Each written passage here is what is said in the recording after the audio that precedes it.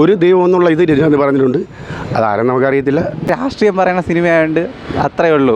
രജനീകാന്തിൻ്റെ ഒരു മാസമൊന്നും പ്രതീക്ഷ വരണ്ട. അമ്മ മാസ പടമൊന്നുമല്ല. ഇന്ത്യക്കാരാണെന്ന് അറിയിക്കുന്ന പടം. മുസൽമാനും ഹിന്ദു എല്ലാം ഒന്നാന്നുള്ള രീതി തന്നെ. രജനീകാന്തിൻ്റെ ഇത്രയും നാളത്തെ ഏറ്റവും അടിപൊളി പടം. രാഷ്ട്രീയമല്ല, പടം കണ്ടിരിക്കേണ്ട പടം തന്നെ. സെക്കൻഡ് ഹാഫ് സൂപ്പർ ഫാമിലി പിക്ചറാണ്. നല്ലൊരു സിനിമയാണ്. അപ്പോൾ നമ്മുടെ ഇപ്പോഴത്തെ സൊസൈറ്റിക്ക് കാണിക്കാൻ പറ്റിയത്, കാരണം നമ്മുടെ സൊസൈറ്റിക്ക് ഇപ്പോൾ കൊടുക്കാൻ പറ്റുന്ന നല്ലൊരു മെസ്സേജാണ്. നല്ലൊരു പൊളിറ്റിക്കൽ ഡ്രാമയാണ്. അടിപൊളി സിനിമയാണ്. ഇല്ല എല്ലാവർക്കും ഈക്വലായിട്ട് ടച്ചാകുന്ന ഫിലിം ഇല്ല, അത് ഫീൽ ആവുന്നില്ല ആർക്കും. അത് കറക്റ്റായിട്ട് ടച്ചായിട്ട് നല്ല രീതിയിൽ പോകുന്നുണ്ട്. കുഴപ്പമില്ലാത്ത പടം, നല്ല പടം. രജനീകാന്തും കൂടുതൽ കുറച്ച് റോളുണ്ട്, കുറച്ച് മാസമുണ്ട്, സീനുണ്ട്, കുറച്ച് ഡയലോഗുണ്ട്, നല്ല ഇടവ്. പിന്നെ ഈ മതസൗഹാർദ്ദത്തിൻ്റെ കഥയൊക്കെയാണ് നന്നായിട്ട്. അങ്ങനെയൊന്നും വരുന്നില്ല, എന്നാലും കൊള്ളാം. നല്ല ഇതാണ്. കുറച്ച് പറയുന്നുണ്ട്, കുറച്ച് എന്നാലും നല്ല രീതിയിൽ പറയുന്നുണ്ട്. കുഴപ്പമില്ല. One time watchable. അത്രയോ കുറച്ച് ലാഗൊക്കെ ഉണ്ട്. പിന്നെ മെസ്സേജൊക്കെ ഉള്ളതുകൊണ്ട് കുറച്ച് കണ്ടുകൊണ്ടിരിക്കുക. അല്ലാതെ മൂവിയിൽ എടുത്തു പറയാനൊക്കെ ഒന്നുമില്ല. ആ മെസ്സേജാണ്. അത് തന്നെ ഈ മതപരമായിട്ടുള്ള രാഷ്ട്രീയം, അതിനെക്കുറിച്ചാണ് പറയണ മൂവി. അവരുടെ അഭിനയം കൊള്ളായിരുന്നു. വിഷ്ണു വിശാൽ പെർഫോമൻസ് വൈസ് സൂപ്പറായിരുന്നു. മാസ് കൊണ്ടുവരാൻ ശ്രമിക്കുന്നുണ്ട്, പക്ഷേ വേറെ സിനിമകളിൽ വെച്ച് നോക്കുമ്പം അത്രയ്ക്കൊന്നും വന്നിട്ടില്ല. ഇതൊരു രാഷ്ട്രീയം പറയുന്ന സിനിമയായതുകൊണ്ട് അത്രയേ ഉള്ളൂ. പടം കൊള്ളാം, ക്ലൈമാക്സ് കൊള്ളാം. ചെറിയ ലാഗ് ഉണ്ടായിരുന്നു, അത്ര തന്നെ. ഇല്ല, അങ്ങനെയൊന്നും ഇല്ല അതിൽ. ആ പേര് മാത്രമേ ഉള്ളൂ അതിൽ. പേരിട്ടൊരു ബന്ധവുമില്ല. മെസ്സേജായിട്ട് അങ്ങനെയൊന്നുമില്ല. തൽഫലം നല്ല സിനിമയാണ്. പക്ഷേ ഇതിൽ മറ്റേ രണ്ട് പിള്ളേരുണ്ട്, അവരെ പേരെനിക്കറിയത്തില്ല. രണ്ട് പുതുനടന്മാരാണ് തമിഴിലുള്ളത്.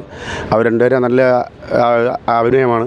പിന്നെ രജനീകാന്ത് സിനിമ കാണുമ്പോൾ നമുക്ക് ഇപ്പോൾ എല്ലാവരും വിചാരിക്കുന്ന ഒരു സ്റ്റൈല്, അല്ലെങ്കിൽ രണ്ടടി ഒരു പാട്ട്, ഇതൊക്കെയാണ് നമ്മൾ വിചാരിക്കുന്നത്. പക്ഷേ ഇതിൽ വെറൈറ്റിയാണ് എടുത്തിട്ടുള്ളത്. കാരണം അയാളൊരു വയസ്സായ റോളാണെങ്കിലും നല്ല ഭംഗിയായിട്ട് എടുത്തിട്ടുണ്ട് സിനിമ. പക്ഷേ ഇതിൽ രജനീൻ്റെ മോളെടുത്ത് എന്ന് പറഞ്ഞാൽ നമ്മൾ ഉദ്ദേശിക്കുന്നത് റൊമാൻ്റെ മ്യൂസിക് നല്ല ഇതാണ്. കാണാനേ നല്ല ലുക്ക് സിനിമ അതാണ്.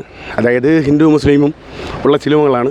അത് രണ്ടുപേരും ഒരേ ജാതി മതമായിട്ട് പോകാനുള്ള ഇതാണ്. അതായത് ജാതിയില്ല, മതമില്ല, ഒരു ദൈവം നമ്മൾ കാണുന്നത്. നമ്മളെ മനുഷ്യരാണ് ദൈവങ്ങളെ ഉണ്ടാക്കുന്നത്. പക്ഷേ നമുക്ക് ദൈവം ഒന്നേ ഉള്ളൂ.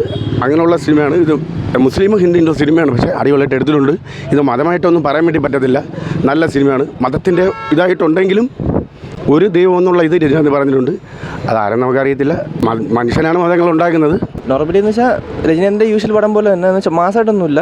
എന്നാലും അതിൽ ഉപയോഗിച്ചിരിക്കുന്ന ഒരു സിമ്പതി അല്ലെങ്കിൽ ലവ്, ആ പാത്തെല്ലാം സെയിം തന്നെയാണ് വന്നിരിക്കുന്നത്. എങ്കിലും ഒരു തീമുണ്ട്. മീൻസ് നമ്മുടെ ഒരു ഇപ്പോൾ ഈ മതങ്ങളെല്ലാം കൂടെ ഒരുമിച്ച് ചേർത്ത് കൊണ്ടുപോകണം എന്നുള്ളൊരു സംഭവത്തിന് നല്ലൊരു തീം, നല്ലൊരു കോൺസെപ്റ്റാണ് കൊടുത്തിരിക്കുന്നത്.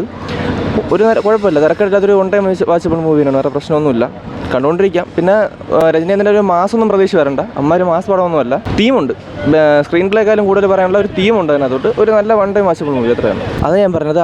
മതപരമായിട്ട് പോകുമ്പോഴത്തേനും അത് ഭിന്നിച്ച് പോകാണ്ട് ഒരുമിച്ച് പോകാൻ പറഞ്ഞില്ലേ, ആ ഒരു രീതിക്ക് ഒരു നല്ലൊരു ഡെപ്ത് മാത്രമല്ല, നല്ലൊരു തീം അവർ മെയിൻറ്റെയിൻ ചെയ്തിട്ടുണ്ട്. നമുക്കെന്ന് വെച്ചാൽ അത് ആർക്കും അക്സെപ്റ്റ് ചെയ്യാൻ പറ്റാത്ത രീതിക്ക് വരത്തില്ല. അവർ പറയുന്ന തീം എന്തുകൊണ്ടാണ്, അല്ലെങ്കിൽ അതിനെന്ത് റീസൺ എന്നുള്ള കാര്യം നമുക്ക് ഒരിക്കലും അക്സെപ്റ്റ് ചെയ്യാതെ പോകാൻ പറ്റത്തില്ല. കാരണം ലോജിക്കലി നമ്മൾ അതിനോട് യോജിച്ച് പോകും. വേറെ ഒരു മതത്തിനെ അവർ പ്രത്യേകിച്ച് പെർട്ടിക്കുലറായിട്ട് മാറ്റി പറഞ്ഞിട്ടില്ല. അവർ പറയുന്ന സ്മൂത്തായിട്ട് പോയിട്ടുണ്ട്. വലിയ ആണിയടിച്ച് പറയുന്നുള്ള രീതിയിലൊന്നും അവർ പറഞ്ഞിട്ടില്ലെങ്കിലും പറയുന്ന കാര്യങ്ങൾ സ്മൂത്തും പിന്നെ നമുക്ക് അക്സെപ്റ്റ് ചെയ്യാൻ പറ്റുന്ന രീതിക്കുള്ളതുമാണ്. ആരെയും പ്രൊവോക്ക് ചെയ്ത് പറഞ്ഞിട്ടില്ല അതിനകത്തോട്ട്, ആ രീതിക്കുള്ളത്.